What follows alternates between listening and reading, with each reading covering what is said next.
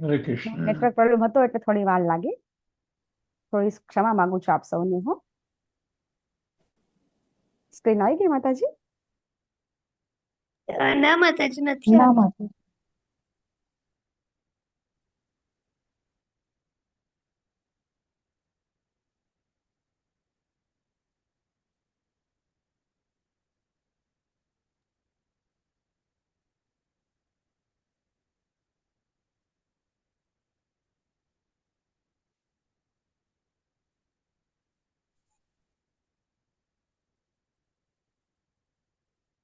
હરે કૃષ્ણ. હવે આવી ગઈ હશે. હા માતાજી. હરે કૃષ્ણ. આપ સૌનો ઇસ્કોન મેળુથી ચાલતા શ્રીમદ ભગવદ ગીતાના ક્લાસમાં ખૂબ ખૂબ સ્વાગત છે. હાર્દિક સ્વાગત કરું છું. આપણે મંગળાચરણથી શરૂઆત કરીશું.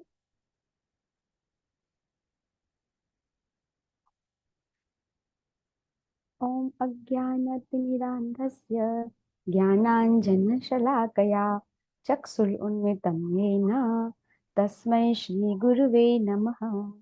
શ્રી ચૈતન્ય મનોભીષ્ટં સ્થાપિतं येन ભૂતલે સ્વયં રૂપः કદા મह्यं દદાતિ સ્વપદાન્તિકम्. વંદેહં શ્રીગુરુ શ્રીયુતપદકમलं શ્રીગુરૂन् વૈષ્ણવાંશ્ચ श्रीरूपं साग्रजातं सहगण रघुनाथान्वितं तं सजीवं साद्वैतं सावधूतं परिजनसहितं श्रीकृष्ण चैतन्य देवं श्रीराधा कृष्ण पादान् सहगण ललिता श्रीविशाखान्वितांश्च हे कृष्ण करुणा सिंधो दीनबंधो जगत्पते गोपेश गोपिका कांत राधा कांत नमोस्तुते. तप्त कांचन गौरांगी श्री राधे वृंदावनेश्वरी वृषभानुसुते देवी प्रणमामि हरिप्रिये. वाञ्छा कल्पतरुभ्यश्च कृपा सिन्धुभ्य एव च पतितानां पावनेभ्यो वैष्णवेभ्यो नमो नमः. नमः ओम विष्णुपादाय कृष्णप्रेष्ठाय भूतले श्रीमते भक्तिवेदांत स्वामिन् इति नामिने. नमस्ते सरस्वती देवे गौरवाणी प्रचारिणे निर्विशेष शून्यवादी पाश्चात्य देश तारिणे. जय श्री कृष्ण चैतन्य प्रभु नित्यानंद श्री अद्वैत गदाधर श्रीवासादि गौर भक्तवृंद. हरे कृष्ण कृष्ण कृष्ण કૃષ્ણ हरे કૃષ્ણ हरे હરે હરે हरे હરે राम રામ હરે રામ राम રામ राम રામ हरे હરે હરે हरे હરે कृष्ण. भानुबा माताजी, विक्रम प्रभुजी, હરે રીટા કૃષ્ણ માતાજી, સતીલાલ હરે હરે પ્રભુજી, કૃષ્ણ કૃષ્ણ કુમાર માતાજી. પ્રભુજી, ચારુ માતાજી, લતા માતાજી, હરે કૃષ્ણ ગીતા માતાજી. માતાજી, હરે હરે કૃષ્ણ. કૃષ્ણ. હરે કૃષ્ણ હરે માતાજી. કૃષ્ણ. સુનિલ પ્રભુજી, હરે કૃષ્ણ. વેલકમ પારોલ માતાજી, હરે હરે કૃષ્ણ કૃષ્ણ. માતાજી. હરે કૃષ્ણ. અમૃતનાથ કૃષ્ણ પ્રભુજી, હરે કૃષ્ણ. વેલકમ. હરે હરે કૃષ્ણ. કૃષ્ણ ઉર્મિલા માતાજી. માતાજી, હરે કૃષ્ણ. હરે કૃષ્ણ. જ્યોતિ માતાજી, હરે કૃષ્ણ. હરે ખૂબ ખૂબ કૃષ્ણ. આપ સૌ. દર્શના માતાજી, હરે પુષ્પા કૃષ્ણ માતાજી, માતાજી. હરે કૃષ્ણ. મહેશ પ્રભુજી, હરે કૃષ્ણ. હરે આપ સૌનું કૃષ્ણ ખૂબ ખૂબ માતાજી. હરે સ્વાગત છે. ખૂબ ખૂબ ખૂબ સ્વાગત છે આપ સૌનું. હરે કૃષ્ણ માતાજી. હરે કૃષ્ણ. લતા માતાજી, હરે કૃષ્ણ. હરે નૈના કૃષ્ણ નૈના માતાજી, હરે કૃષ્ણ. હરે કૃષ્ણ. માતાજી. ખૂબ ખૂબ સ્વાગત છે. આજે આપણે અધ્યાય 8 પર પ્રયાણ કરી રહ્યા છીએ. ભગવત પ્રાપ્તિ.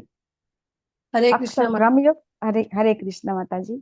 અક્ષર બ્રહ્મયોગ પણ કહીએ છીએ ને આપણે, પરમાત્માની પ્રાપ્તિ. હરે કૃષ્ણ. હરે કૃષ્ણ. કિંજલ માતાજી, હરે કૃષ્ણ. એને આપણે અક્ષર બ્રહ્મ યોગ પણ કહીએ છીએ.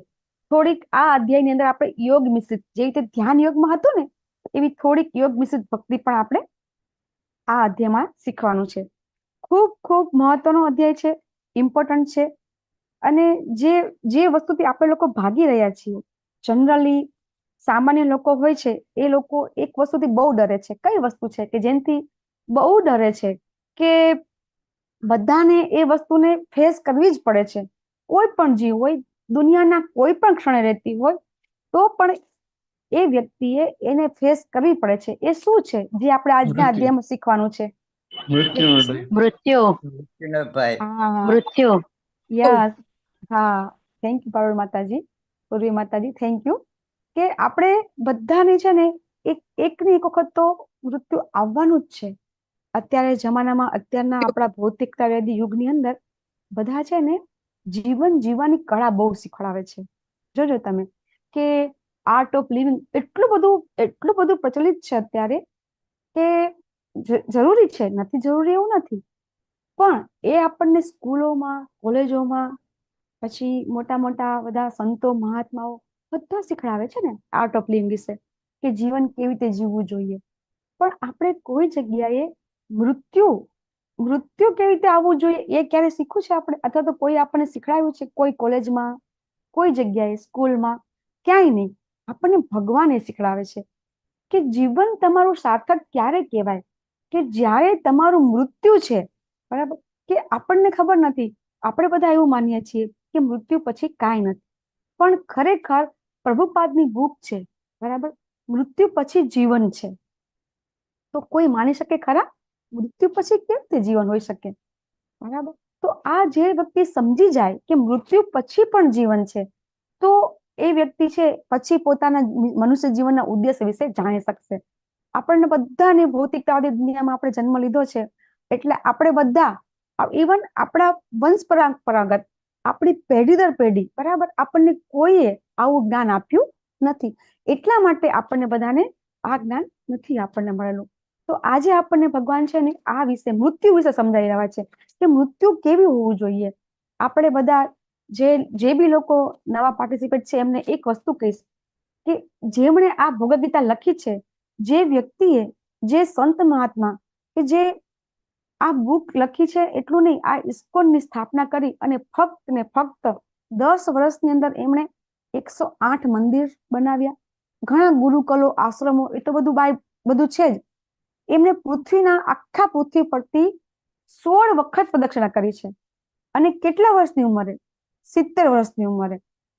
તો આ વ્યક્તિ જ્યારે એમને મૃત્યુ હતું, એનો લાસ્ટ મોમેન્ટનો વિડીયો તમને યુટ્યુબમાં મળી જશે, અને જો યુટ્યુબમાં ન મળે તો આપણે ગ્રુપમાં પણ શેર કરીશું કે એ લાસ્ટ મોમેન્ટમાં શું કરતા હતા.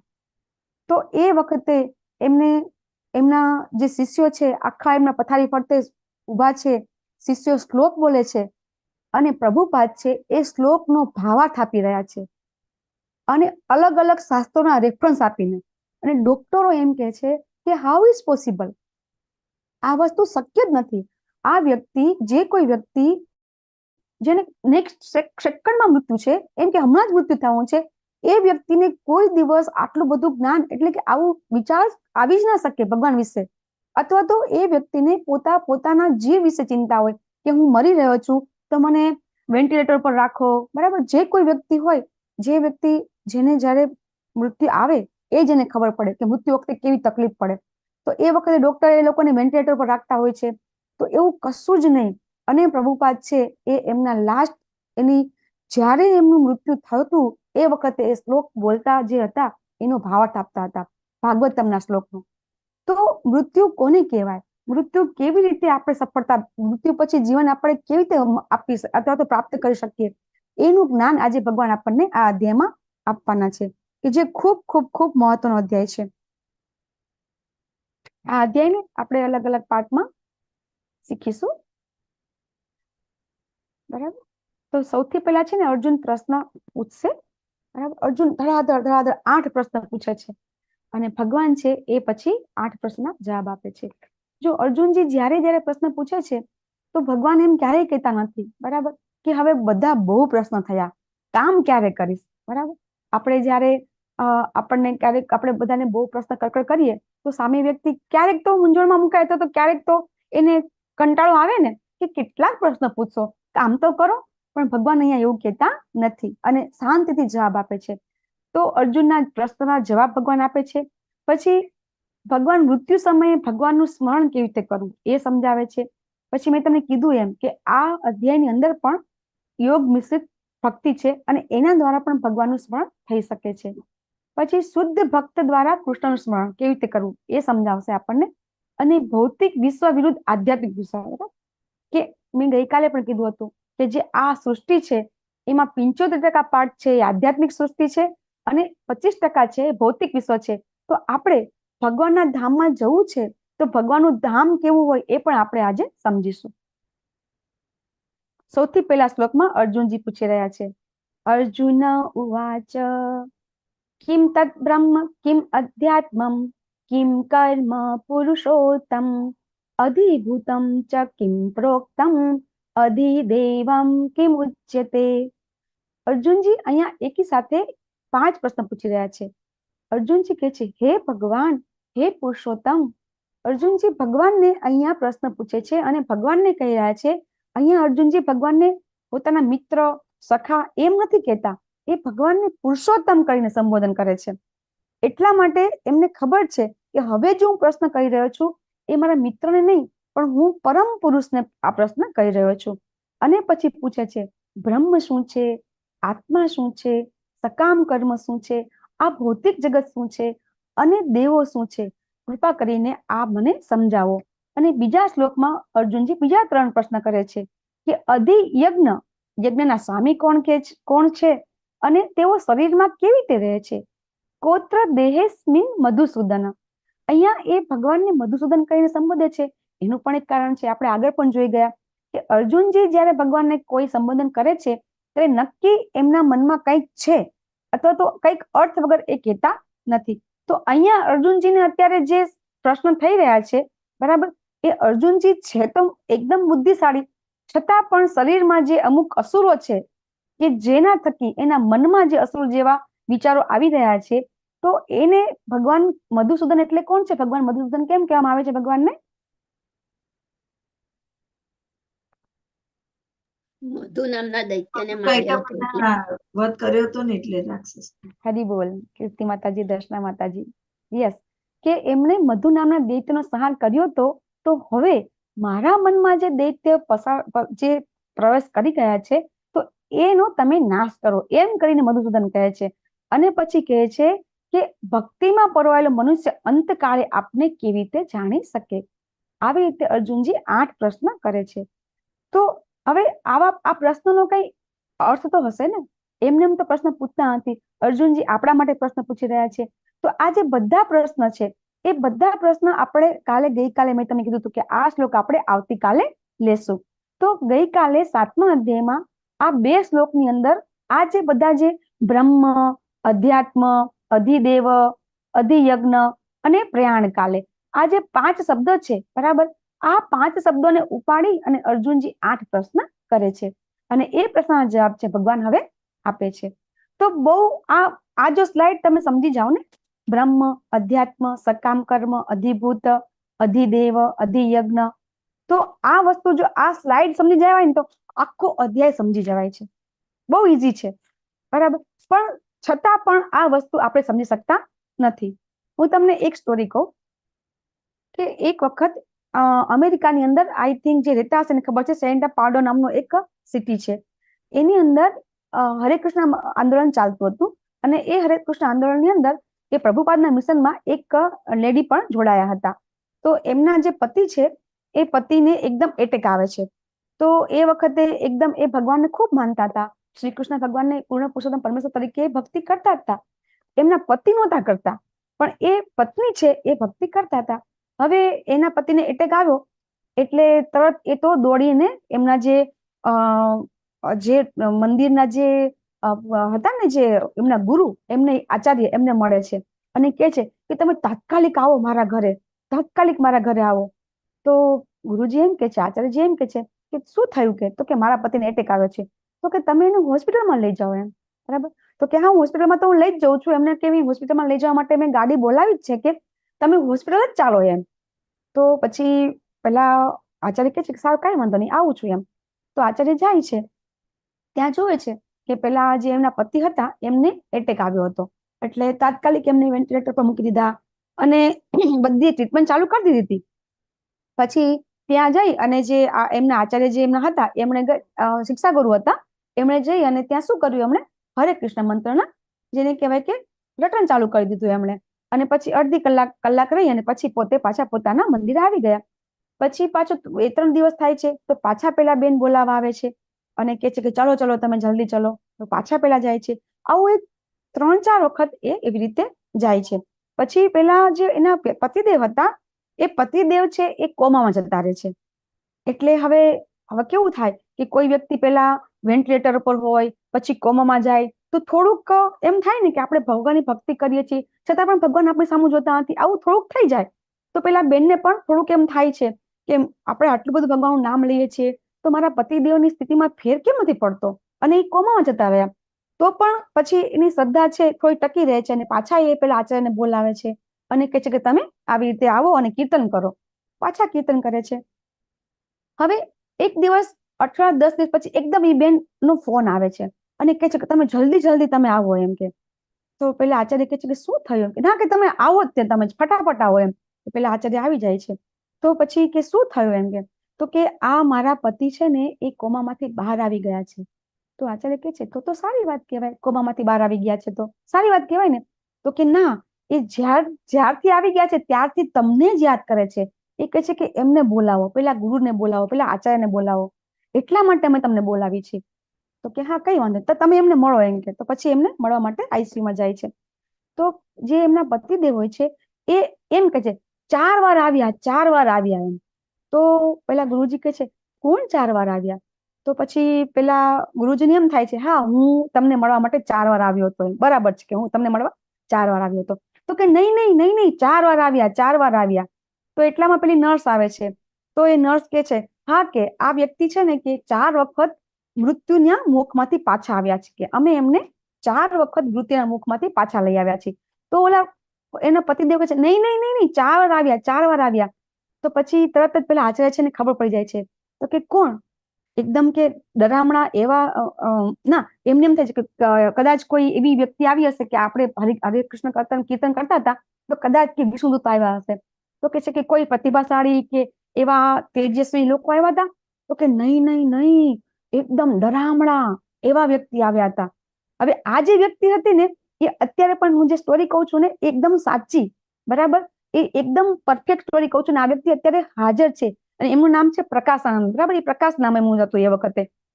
તો એ પ્રકાશ છે એ એમ કે છે કે ના એકદમ ડરામણા એવા આવ્યા હતા, કાળા દેખાતા હતા, એકદમ બી જેવા એવા. અને એ વખતે એક વ્યક્તિ આવી અને એમ મને એમ કે છે કે અમે તમને લેવા આવ્યા છીએ. તો મેં એમ કીધું કે હું તો કૃષ્ણ ભગવાનનું નામ બોલી રહ્યો છું. તો જેવું મેં કૃષ્ણનું નામ એવું બોલ્યું, શ્રી કૃષ્ણ એવું બોલ્યો, તરત એ લોકો જતા રહ્યા.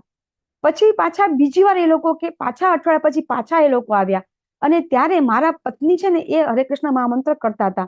તો ત્યારે મેં એમ કીધું કે હું તો મહામંત્ર કરું છું, મારા પત્ની પણ કરે છે. તો એ પાછા જતા રહ્યા. આવી રીતે એ આવ્યા. તો પછી પેલા આચાર્ય કહે છે અચ્છા તો પછી તમે કેમ પછી શું થયું એમ? તો કે જે પછી છે ને કે એ ત્રીજી વાર પણ પછી એ યમદૂતો જે કહેવાય ને એ આવ્યા હતા અને ચોથી વાર જયારે હું ભાનમાં આવ્યો ત્યારે એ પેલા કે તમે કહો છો ને દિવ્ય પુરુષો આવ્યા હતા કે જે આવ્યા પછી હું ભાનમાં આવી ગયો. એટલે એ વ્યક્તિ તો પછી તાત્કાલિક જેને કહેવાય કે ભગવાનના ભક્ત બની જાય છે અને એ વ્યક્તિ છે એ વ્યક્તિ અત્યારે પણ હાલમાં હયાત છે, બરાબર. જેને કહેવાય ને કે એકદમ જે ડેથની નજીક, બરાબર, એકદમ ડેથની નજીક જે વ્યક્તિ પહોંચી ગયા હોય એ વ્યક્તિનું આ દ્રષ્ટાંત છે કે જ્યારે કોઈ વ્યક્તિ ભગવાનનું સ્મરણ કરતો શરીર ત્યજે છે તો 100% છે ભગવાન પ્રાપ્ત થાય છે. એ આપણે આ અધ્યાયમાંથી શીખવાનું છે. તો આ શ્લોકની અંદર અર્જુનજી પ્રશ્ન કરે છે કે બ્રહ્મ એટલે શું? ત્યારે ભગવાન એમ કહે છે બ્રહ્મ એટલે આત્મા, બરાબર. આ જીવ, આ અવિનાશી જે જીવ છે એને બ્રહ્મ કહેવામાં આવે છે. બ્રહ્મના અલગ અલગ જગ્યાએ અલગ અલગ અર્થ થઈ શકે છે. બ્રહ્મ એટલે ઘણી જગ્યાએ આત્મા પણ થાય છે, ઘણી જગ્યાએ શરીર પણ થાય છે અને પરમ બ્રહ્મ તરીકે ભગવાનને પણ કહેવામાં આવે છે.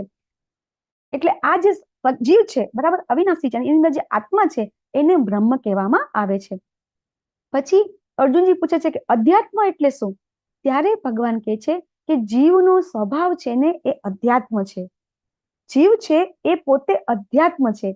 આપણે જ્યારે આ ભૌતિક દુનિયામાં જન્મ લઈએ છીએ જીવ તો અધ્યાત્મ જ છે, પરંતુ જેવો જીવ અહીંયા જન્મ લે છે એટલે તરત જ એ ભૌતિક પ્રકૃતિના ગુણ નીચે આવી જાય છે. એ આપણે 14મા અધ્યાયમાં હજી ડિટેલમાં સમજીશું કે કેવી રીતે એવી જીવ એ જે પ્રકૃતિના ગુણની અંદર આવી જાય છે. એ આપણે 14મા અધ્યાયમાં વિશેષ રીતે શીખીશું. તો જીવ છે ને એ જીવ છે એ અધ્યાત્મ છે. એ જીવનો સ્વભાવ છે એ અધ્યાત્મ છે. જીવને શું ગમે છે? તો એને જીવેરે સ્વરૂપો હોય કૃષ્ણર નિત્ય દાસ. સ્વરૂપ અને રૂપ એમાં બહુ ડિફરન્સ છે. એ ગઈકાલે તમે જો લોકો સોશિયલ મીડિયામાં જોતા હોય તો આજ તક ઉપર એક બહુ સરસ હતું કે રૂપ એટલે શું અને સ્વરૂપ એટલે શું. તમને જે રૂપ બહારથી દેખાય છે એ રૂપ છે, બરાબર, અને અંદર જે છે એ સ્વરૂપ છે. એટલે કે આત્માનું જે સ્વરૂપ છે આપણને દેખાતું નથી, એટલે સ્વરૂપ છે. દાખલા તરીકે રામ ભગવાન જયારે પૃથ્વી પર અવતાર લીધો હતો, બરાબર, હતા એક કોણ? મનુષ્ય રૂપે. પણ એનું સ્વરૂપ કયું હતું? ઈશ્વરનું. ભગવાન કૃષ્ણ જયારે દ્વાપર યુગમાં જન્મ લે છે ત્યારે સ્વરૂપ હતું માનવનું, રૂપ હતું માનવનું, પણ સ્વરૂપ છે એમનું એ ઈશ્વર છે. સેમ આત્મા છે, એ આત્માનું સ્વરૂપ છે એ ભગવાનની સેવા કરવાનું છે. જીવે રે સ્વરૂપ હોય કૃષ્ણ નિત્યદાસ. ભગવાનના સેવા કરવાનો એનો સ્વભાવ છે. એ જ્યાં સુધી જ્યાં સુધી આત્મા છે એ ભગવાનની સેવા કરવામાં પરવર્તી રહેશે ત્યાં સુધી એને કોઈ તકલીફ પડતી નથી. પણ જેવો એ આ સૃષ્ટિમાં જન્મ લે છે એટલે એ શું કરે છે, એ પોતે જ્યારે ભૌતિક દુનિયામાં આવે છે ત્યારે સકામ કર્મ કરવા લાગે છે. સકામ કર્મ એટલે કે ફળદાયક પ્રવૃત્તિ. એ શું કરવા માંડે છે? કાયમ માટે જીવ છે એ ભગવાનની સેવા કરી શકતો નથી. એ જેવો ભૌતિક દુનિયામાં આવે છે તો એ પોતે પોતાની ઈચ્છા પ્રમાણે કર્મ કરવામાં આવે છે. અને એ કર્મ છે ને એ આ જે ભૌતિક શરીર છે, બરાબર, એ ભૌતિક શરીર જે બધી ક્રિયાઓ કરવા જાય છે એના કારણે સકામ કર્મ કરે છે. એટલે કે જે આ જીવ છે એનો સ્વભાવ છે અધ્યાત્મ છે, પણ એ શું કરે છે કે આ ભૌતિક પ્રકૃતિમાં આવે છે તરત જ એ કર્મ કરવા માંડે છે. તો ભૌતિક પ્રકૃતિ શું છે એમ અર્જુનજી પૂછે છે. સકામ કર્મ શું છે? તો આપણે સમજી ગયા. સકામ કર્મ એટલે કે જેમાં આપણે ઈચ્છા સાથે કર્મ કરીએ અથવા તો સારા કર્મ કરીએ એ સકામ કર્મ છે, કે જેમાં આપણે ફળની આશા રાખીએ. તો આ સકામ કર્મ છે એ આ ભૌતિક પ્રકૃતિ તરફથી આપણને મળે છે. તો ભૌતિક પ્રકૃતિ શું છે એવું અર્જુનજી પૂછે છે. અધિભૂત શું છે? તો અધિભૂત છે એટલે કે ભૌતિક જગત. તો ભૌતિક જગત શું છે? તો એ આ ભૌતિક પ્રકૃતિ છે. જે ભૌતિક પ્રકૃતિ આપણે જોઈ રહ્યા છીએ, કે જે ભૌતિક પ્રકૃતિનો આપણે ઉપયોગ કરીએ છીએ એ ભૌતિક પ્રકૃતિ છે. આ શરીર છે, જ્યારે જીવ જન્મ લે છે એટલે આ શરીર પણ ભૌતિક પ્રકૃતિનું બનેલું છે. આપણે કાલે 7મા અધ્યાયમાં પરમ દિવસે ગઈકાલે શીખી ગયા કે શું શીખી ગયા? કે પરા અને અપરા શક્તિ એ ગઈકાલે શીખ્યા. કોઈને યાદ છે? પરાશક્તિ અપરાશક્તિ આપણે ગઈકાલે સમજી ગયા.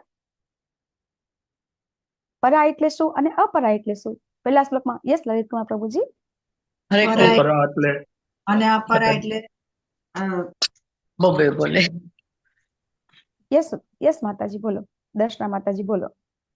પરા એટલે જીવ યસ અને અપરા એટલે પ્રકૃતિ ને આવે ને યસ માતાજી યસ.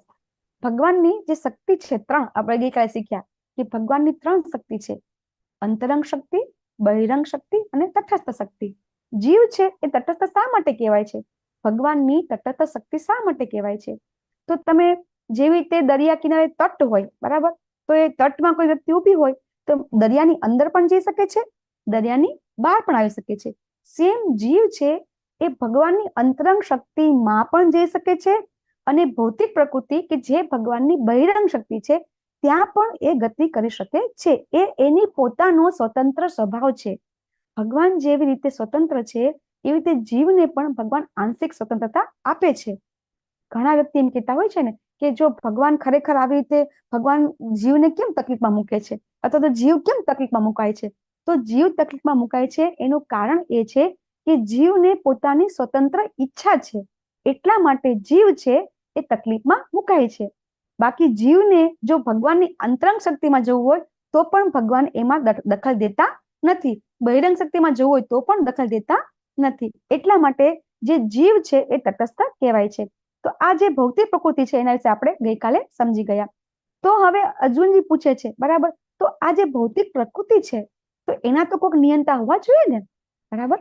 કઈ બી કાર્ય થતું હોય, કોઈ બગીચો બનાવ્યો હોય, કોઈ મોટી બિલ્ડિંગ હોય, કોઈ બી મોટી ફેક્ટરી બનેલી હોય તો હંમેશા એના કોઈને કોઈ નિયંતા હોય છે. તો અર્જુનજી કહે છે કે અધિદેવ કોણ છે, બરાબર.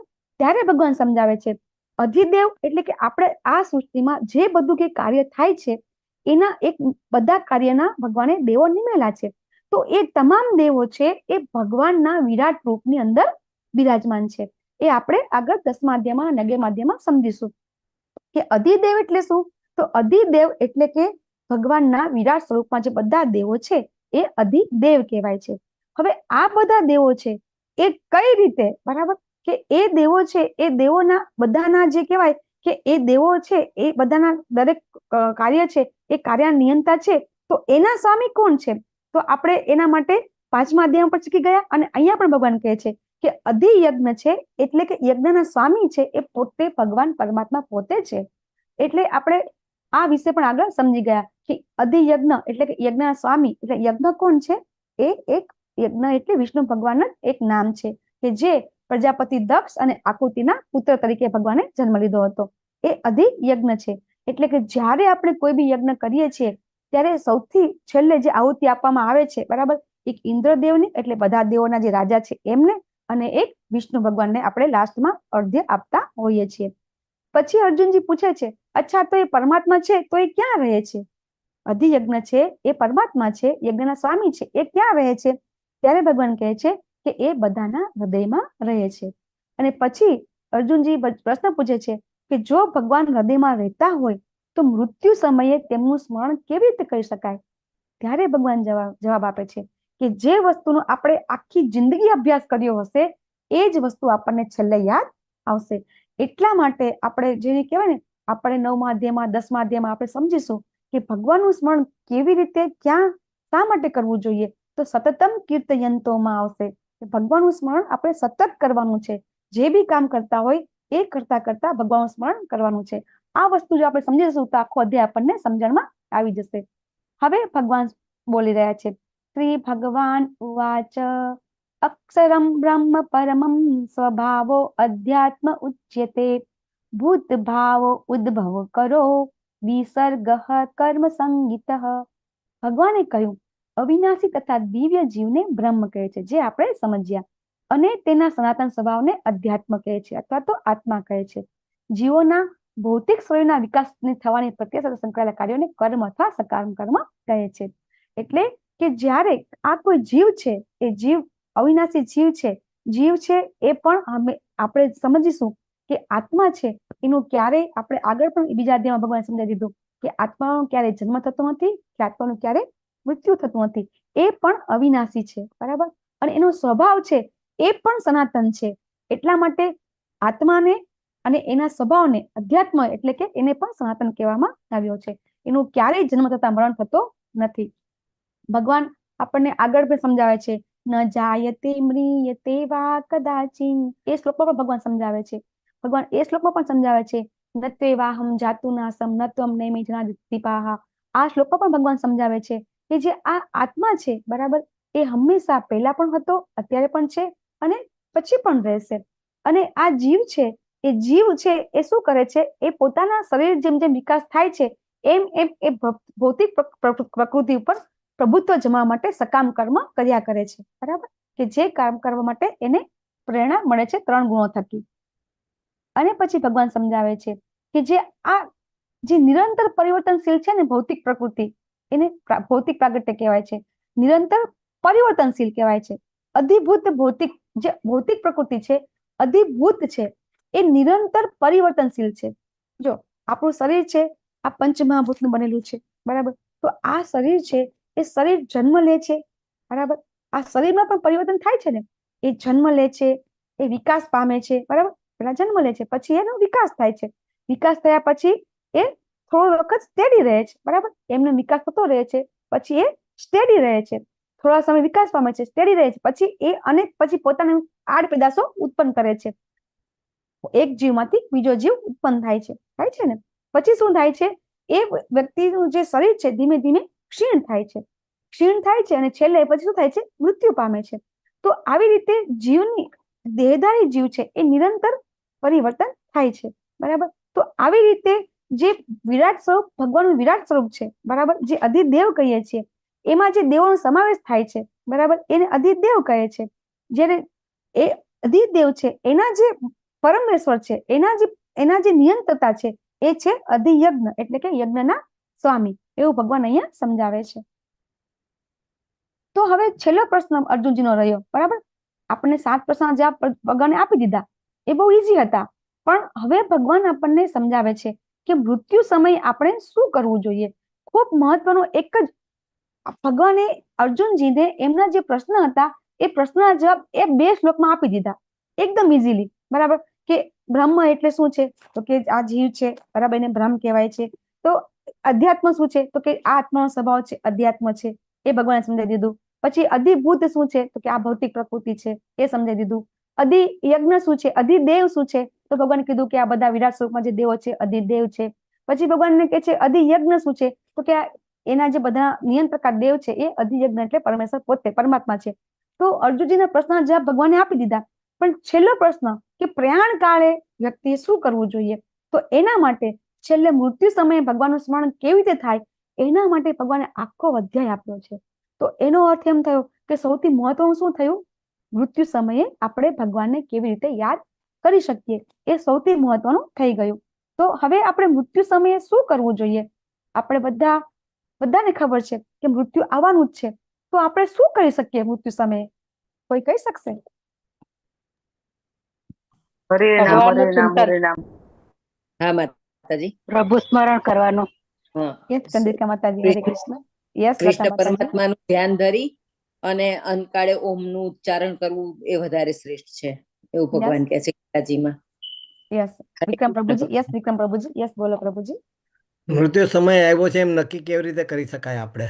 હા મૃત્યુ સમય તમે એમ કહો છો કે ભગવાનને આપણે યાદ કરીશું, બરાબર. પણ આપણું મૃત્યુ ક્યારે છે? પરીક્ષિત પડે મહારાજ પડે તો- ભગવાનને યાદ કરવા જોઈએ, કારણ કે કઈ પડે આપણું મૃત્યુ થશે નક્કી નથી. હા એ જ સમજવાનું છે આ પ્રશ્ન. યસ ઉર્મિલા માતાજી. હરે કૃષ્ણ માતાજી. આપણું Yes. મૃત્યુ ક્યારે આવવાનું એ આપણને ખબર નથી, એટલા માટે જ આપણે નાનપણથી ભક્તિ કરીશું, ભગવાનનું સ્મરણ સતત ચિંતન રહેશે તો કદાચ છેલ્લે ભગવાન યાદ આવી શકે એમ. હરે હરી કૃષ્ણ. બોલ, હરી બોલ. હરે કૃષ્ણ. બહુ સરસ.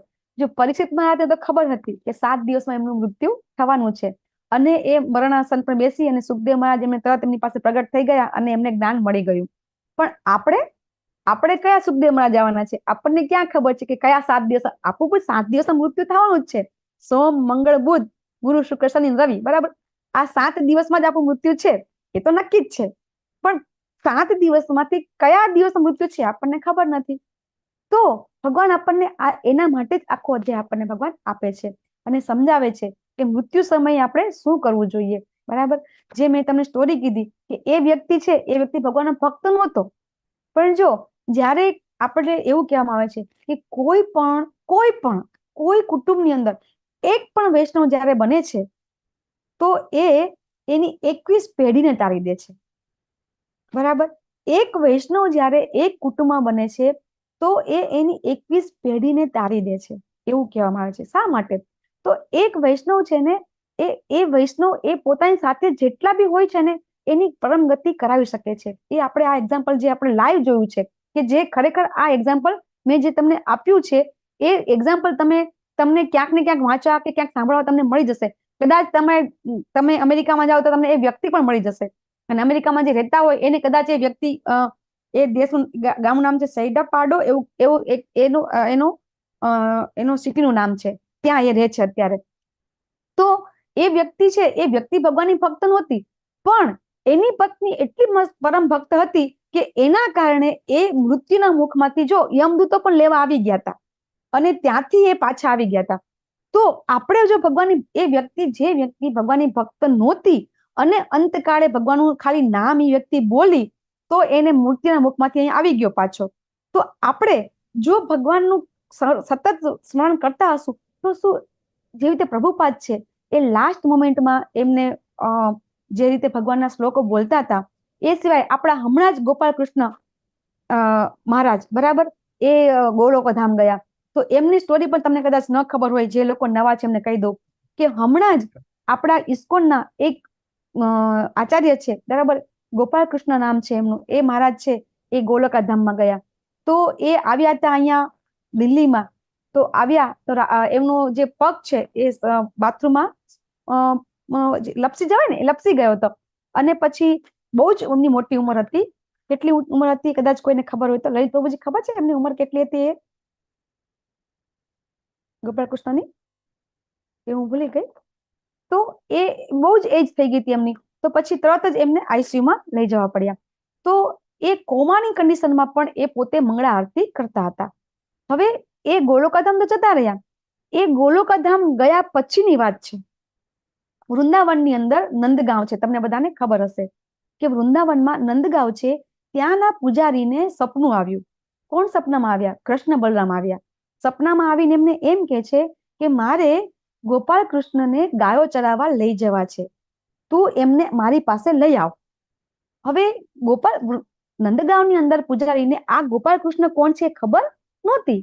બરાબર? કે આપણે જે ઇસ્કોનને સમજીએ છીએ, કે આપણે બધા જાણીએ છીએ, ઇસ્કોન એટલું બધું અહીંયા આપણે ફેમસ નથી કે એના બધા આચાર્યને બધા ઓળખે. હવે એ વ્યક્તિને એમ થયું, પૂજારીને એમ થયું કે ખબર નહીં કોણ છે એમ, તો એને તો કઈ ગણકાર્યું નહીં. પાછું ફરીથી એને સપનું પાછું ફરીથી આવ્યું અને કૃષ્ણ બલરામ એમ કે છે કે તમે ગોપાલ કૃષ્ણને મારી પાસે લઈ આવો. તો પહેલા પછી બીજી વાર સપનું એક ને એક આવે તો કોઈ વ્યક્તિ વિચાર તો કરે ને. એટલે પછી એ વ્યક્તિ છે એને થોડો વિચાર આવે છે કે કોક તો હોવું જોઈએ એમ. પણ પછી પાછું કે છે કે હશે કે કોઈ હોય, હું મારે શું એમ, કે હું એને ક્યાંથી ગોત્યા હોય એમ. એટલે પછી પાછો એ ભૂલી જાય છે. પાછું ત્રીજી વાર એક ને એક સપનું ત્રીજી વાર આવે છે, ત્યારે એ વ્યક્તિને એમ થાય છે કે નક્કી કાંઈક ભગવાન મને કેવડાવવા માંગે છે, અથવા તો મારી પાસે કંઈક કરાવવા માંગે છે. પછી એ નંદગાંવમાં નીકળે છે, શોધે છે આવી કોઈ વ્યક્તિ છે, તો નંદગાંવમાં કોઈ ઓળખતું નથી. વૃંદાવનમાં આવે છે, વૃંદાવનમાં બધાને પૂછે છે, તો એ વખતે ક્યાંક કોક કહે છે કે તમે ભગવાનના વધારે ભક્તો અહીંયા ઇસ્કોનમાં બધા બહુ હોય છે, તો તમે ઇસ્કોન મંદિરમાં જાઓ. ત્યાં કૃષ્ણ બલરામનું મંદિર ત્યાં છે એમ. તમને કૃષ્ણ બલરામ સપનામાં આવ્યા હતા ને, તો કૃષ્ણ બલરામ મંદિર વૃંદાવનમાં છે. ત્યાં જાય છે. તો ત્યાં ભક્તોને કહે છે કે આવી રીતે કોઈ ગોપાલ કૃષ્ણ મહારાજ કરીને કોઈ છે. તો પેલા તો બધા જે શિષ્યો હતા એ બધા કે મહારાજ કે એ તો છે નહીં, હતા એમ કે, અને એ તો ભગવાનના ધામમાં જતા રહ્યા છે. તો પછી પેલા તો કે છે કે કોણ છે એમ, અને પછી એમને ફોટો બતાવે છે. તો પેલા પૂજારી છે એ ગોપાલ કૃષ્ણનો મોટો ફોટો લઈ અને પછી અત્યારે હાલના તબક્કે વૃંદાવનના કોઈ મંદિરમાં કોઈ જ કરતા કોઈ જ બહારના સંતોનો કે કોઈના ફોટા હોતા નથી. પણ અત્યારે પણ એ ગોપાલ કૃષ્ણનો ફોટો છે એ ત્યાં મંદિરમાં રાખેલો છે એ પૂજારીએ. તો આનું એક્ઝામ્પલ તમે સેટ કરી શકો છો કે કહી શકો છો કે નક્કી ભગવાન છે એ એમના ધામમાં એમની નિત્ય લીલામાં પ્રવેશ કરવા માટે એમને એન્ટ્રી મળી છે. આ સિવાય ઘણા બધા એવા એક્ઝામ્પલ છે આપણા ઇસ્કોનની અંદર. ઘણા ભક્તો છે, શિલા પ્રભુપાદના બધા શિષ્યો છે, આર્યંદર પ્રભુ છે, ભક્તિ ચારુ સ્વામી મહારાજ છે, ભક્તિ તીર્થ મહારાજ, કદમ કાનન મહારાજ, બરાબર. આ બધા એટલા બધા લોકો છે કે જે લોકો ખરેખર અંતકાલે એ ભગવાનનું સ્મરણ એમને થયું હતું. તો આપણે પણ અંત સમયે ભગવાનનું સ્મરણ કરવું હોય તો હવે આપણે શીખીશું કે આપણે શું કરવું જોઈએ. ભગવાન શું કે છે આ શ્લોકમાં? આ શ્લોક એક જો આપણને હૃદયમાં બેસી જાય ને, તો આપણને પણ મૃત્યુમાં આપણને તકલીફ પડે નહીં. આપણને પણ દ્રઢ શંકા, આપણને દ્રઢ વિશ્વાસ થઈ જાય કે ના, આપણે પણ ભગવાનને યાદ કરી શકીશું. ભગવાન એકદમ ચોખ્ખું કહે છે, અંતકાલે ચ મામેવ સ્મરણ મુક્તવા કલેવરમ. જે મનુષ્ય અંતકાલે, બરાબર, મૃત્યુ સમયે કેવળ મારું સ્મરણ કરતો, કલેવરમ એટલે શરીર, સ્મરણ એટલે સ્મરણ કરતો, મુક્તવા, આ શરીરને ત્યજતી વખતે મારું સ્મરણ કરે છે, ય પ્રયાતિ સ મદભાવમ, તે મારી પ્રકૃતિને પામે છે. યાતિ નાસ્તિ યત્ર સંશય ન અસ્તિ અત્ર સંશય. એમાં લેશ માત્ર સંશય એટલે શંકા નથી.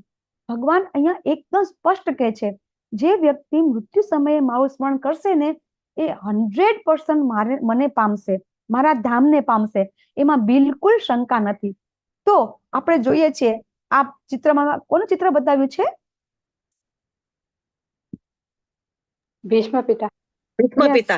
ભીષ્મ પિતામહ. તમે જેને બી શ્રીમદ ભાગવતમ વાંચ્યું હશે, એમાં શ્રીમદ ભાગવતમની અંદર ભીષ્મ પિતામહનો આખો એક અધ્યાય આવે છે. ભીષ્મ પિતામહ છે એ મૃત્યુ સમયે કેવી રીતે ભગવાનની સ્તુતિ કરે છે, એ બધું બહુ સરસ, બહુ એટલે એટલું સરસ ડિટેલમાં આવે છે. ત્યારે આપણને ખબર પડે કે ભીષ્મ પિતામહ ખરેખર કોણ હતા. એ ભાગવતમની અંદર આપણે જયારે વાંચીએ છીએ તો ભીષ્મ પિતામહ ભગવાનના પરમ પરમ ભક્ત હતા. એમને ખબર હતી કે આ જે શ્રી કૃષ્ણ છે ને એ જ પૂર્ણ પુરુષોત્તમ પરમેશ્વર છે. એ અર્જુનજીને કહી રહ્યા છે, યુધિષ્ઠિરને કહી રહ્યા છે કે જે તમારી પાસે ઊભા છે ને એ બીજું કોઈ નહીં, એ નાટકીય બીજો કોઈ નથી, એ પૂર્ણ પુરુષોત્તમ પરમેશ્વર ભગવાન છે. બરાબર. અને એ ભગવાનને મનોમન આદેશ આપે છે પોતાના મૃત્યુ સમયે. ભગવાનને આદેશ આપે છે, હે ભગવાન, મારી આંખો જ્યાં સુધી મીચાય નહીં ત્યાં સુધી તમે મારી સામે ઉભા રહો. આવો આદેશ એ ભીષ્મ પિતામહની સ્તુતિ છે એની અંદર આવે છે. અને મને ભીષ્મ પિતામહની સ્તુતિ છે એમાં એક સ્તુતિ મને હજી પણ બહુ જ ગમે છે અને હું કાયમ મને યાદ છે. ત્રિભુવન કમલમ તમાલ વર્ણમ રવિકર ગૌરવ રામબરમ દધાને વપુરલ કકિલા વૃતાનનાબ્જમ વિજય સખે રતિ રસુ મેન વદ્યા. ભીષ્મ પિતામહ છે એ ભગવાનને કયા રસમાં એને ભજન કરતા હતા? જો આપણે વીર સમજીશું, રસમાં. આપણે સમજીશું કે દરેક વ્યક્તિ ભગવાન, આપણને ઘણા લોકો કહેતા હોય છે કે ભગવાન કેમ આટલા અલગ અલગ અવતાર લે છે, બરાબર, કેમ બીજા ધર્મમાં આટલા બધા. મને પોતાને આ પ્રશ્ન થયો હતો, આપણા ધર્મમાં કેમ આવું છે, આટલા અલગ અલગ દેવી દેવતા છે, આટલા બધા ભગવાન કેમ સ્વરૂપ લે છે, ભગવાનને અલગ અલગ રૂપમાં કેમ ભજવામાં આવે છે, ભગવાનને ભજવામાં આટલા બધા રસ કેમ છે? ભગવાનને ભજવાના ટોટલ 12 રસ છે. કોઈ વ્યક્તિને જે રસ ગમતો હોય એ રસમાં ભગવાનની ભક્તિ કરી શકે છે. ભીષ્મ પિતામહ છે એ ભગવાનને વીર રસમાં ભગવાનની ભક્તિ કરતા હતા. એટલા માટે એમણે જે બી શ્લોક બોલ્યા છે એ બધા શ્લોકનો અર્થ એવો થાય છે કે ભગવાન જ્યારે યુદ્ધ કરે છે એ યુદ્ધ કરતી વખતે ભગવાનના વાળ છે એ કેટલા એકદમ ઘૂંઘરાળા છે, એમાં બધી ધૂળ ચોટી ગઈ છે અને એમના પરસેવો જે છે એ પરસેવાના જે બુંદ છે એમાં સૂર્યના કિરણો પડે છે. એટલે કેટલા બધા, એક તો ભગવાનનું તેજ એટલું બધું છે, એમાં સૂર્યના કિરણો પડે છે, એટલે ભગવાન કેટલા પ્રતિભાશાળી દેખાય છે. આવા બધા શ્લોક અર્જુનજી ભીષ્મ પિતામહ બોલી રહ્યા છે. અને વિજય સખા કે છે, કારણ કે અર્જુનજીના એ સખા છે, વિજય સખા કહીને સંબોધન કરે છે. આમ ભીષ્મ પિતામહ એટલી બધી સ્તુતિ કરે છે ભગવાનની. જો મૃત્યુ સમયે ભગવાનનું નામ તો યાદ આવવાની એક પર રહ્યું, સ્તુતિ તો આવડે જ નહીં યાદ, બરાબર. સ્તુતિ તો મરતી વખતે સ્તુતિ તો કોને યાદ આવે? આપણે જયારે આપણું મૃત્યુ થતું હોય તો ભગવાનનું નામ યાદ આવે તો બહુ છે. ત્યારે આ જે આપણા જે 12 મહાજન્મના એક મહાજન છે કે જે મૃત્યુ સમયે ભગવાનની સ્તુતિ કરે છે, એવા ભગવાન ભીષ્મ પિતામહ સ્વયં ભગવાન જેવા કહેવાય છે. તો એટલા માટે આપણે પણ એવું મૃત્યુ જોતું હોય તો શું કરવું જોઈએ? આખી જિંદગી ભીષ્મ પિતામહે આખી જિંદગી ભગવાનની આરાધના કરી હતી, એવી રીતે આપણે પણ કરવી જોઈએ. તો આ સ્ટોરી તો આપણને બધાને ખબર હશે, બરાબર. યુધિષ્ઠિર મહારાજ છે એ યક્ષને જવાબ આપે છે. સ્ટોરી ખબર છે કોઈને કેવી તો કહી શકો છો. હરે કૃષ્ણ. આટલા પછી પણ આપણે મૃત્યુ વિશે કઈ એ નથી, સિરિયસતા નથી અને એના વિશે વિચારતા નથી. યસ. આ જે 5 પાંડવો જયારે વનમાં હતા અને 5 પાંડવોને તરસ લાગે છે અને પછી પાણી પીવા જયારે એક પછી એક જાય છે અને મૃત્યુ થાય છે, એ સ્ટોરી કોઈને ખબર છે? હરે કૃષ્ણ. Yes welcome. હરે કૃષ્ણ, દંડવત પ્રણામ. એમના પાણી તરસ લાગ્યું હોય છે એટલે ભીમ ને અર્જુન ને નકુલ ને સહદેવ ને બધા મારા પરથી લેવા જાય છે. એક નથી આવતું ભીમ, એટલે અર્જુન જાય, અર્જુન ના આવે એટલે સહદેવ જાય, સહદેવ પાછું ના આવે એટલે નકુલ જાય અને પછી યુધિષ્ઠિર જાય છે. ત્યાં બધાને સરોવરના કિનારે બધાને બેભાન હાલતમાં દેખાય છે. યુધિષ્ઠિર પાણી પીવા જાય તો પેલો યક્ષ સવાલ કરે છે કે જો આ બધાની હાલત થઈ તારી પણ થશે, મારા સવાલનો જવાબ આપું નહીં તો આના જેવી હાલત થશે. બોલો શું છે સવાલ છે? કે મને ફાવશે તો કઈ. એટલે પછી પૂછે છે કે અમે આ બધું કેમ આ રીતનું થાય છે, કેમ અજાયબી શું છે? એટલે યુધિષ્ઠિર કહે છે કે દરેક માણસ બધું વિચારે છે, દરેક પ્રત્યક્ષ ક્ષણે માણસ મરતો જોવા મળે છે, છતાં એ માણસ એમ વિચારી રહ્યો છે કે હું તો જાણે અમર છું. આ જ અજાયબી છે. હરે કૃષ્ણ. યસ પ્રભુજી, થેન્ક યુ પ્રભુજી. હરે કૃષ્ણ. જ્યારે યક્ષ છે એ આ પ્રશ્ન કરે છે કે જીવનનું એટલે કે આપણા જીવન દરમિયાન આપણું સૌથી મોટું આશ્ચર્ય કયું છે, ત્યારે આ છે ને યુધિષ્ઠિર મહારાજ એમાં જે જવાબ આપે છે એ કહે છે અહની ભૂતાની ગચ્છન્તિ યમયાલયમ શેષ સ્થાવરમ ઈચ્છતિ કિમ આશ્ચર્યમ અથ પરમ. આ જવાબ આપે છે. બધાને ખબર છે, આપણે બધા જોઈએ છીએ કે કોઈ ને કોઈ આપણા પિતા છે, આપણા દાદા છે, આપણા માતા દાદી વારાફરતી બધાને આપણે જેને કહેવાય કે મૂકી આવ્યા છીએ, બરાબર. ત્યાં આપણે બધાને સ્મશાનમાં આપણે બધાને છેલ્લે આપણે મૂકીને આવ્યા છીએ, છતાં પણ આપણને બધાને તો એમ છે કે ના, આપણે તો હજી વાર છે, અથવા તો હજી તો આપણે મૃત્યુની કઈ આપણે આવવાનું નથી. ઘણા તો એવું કે છે કે ના, હજી સાયન્સમાં આપણે તો હજી વૈજ્ઞાનિકોની ઉપર આપણને હસવું આવે કે એ લોકો એમ કહી રહ્યા છે અને એવું શોધ કરી દીધી છે અને લોકો માની રહ્યા છે કે અમે લોકો પ્રાણને પાછા લઈ આવીશું, આત્માને પાછા લઈ આવીશું, તમે તમારી પ્રોપર્ટી અમને આપી દો. અને અત્યારે એવો દેશ પણ છે, એવી એક સંસ્થા પણ છે કે જ્યાં લોકો પૈસા જમા કરાવી રહ્યા છે. વિક્રમ પ્રભુજી હશે છે, આપણને ખબર છે પ્રભુજીને, બરાબર છે ને પ્રભુજી? આવી સંસ્થા પણ છે અને એ લોકો બધા છે અત્યારે એમાં પોતાની પ્રોપર્ટી બધી મૂકી રહ્યા છે, 300 કરોડ 500 કરોડ, કે તમે જ્યારે તમારું શરીર અહીંયા મૂકી રાખીશું અને અમુક વર્ષો પછી જ્યારે અમે પ્રયોગ અમારો સક્સેસ થઈ જશે ત્યારે અમે તમારા આત્મા તમારા શરીરમાં પાછા મૂકી દેશું. લોકો માને પણ છે અને કહેવાય છે ને, પેલું આપણામાં એક કહેવત છે, કહેતા બી દીવાના સુનતા બી દીવાના, એવું કઈ કહેવત છે, બરાબર ને?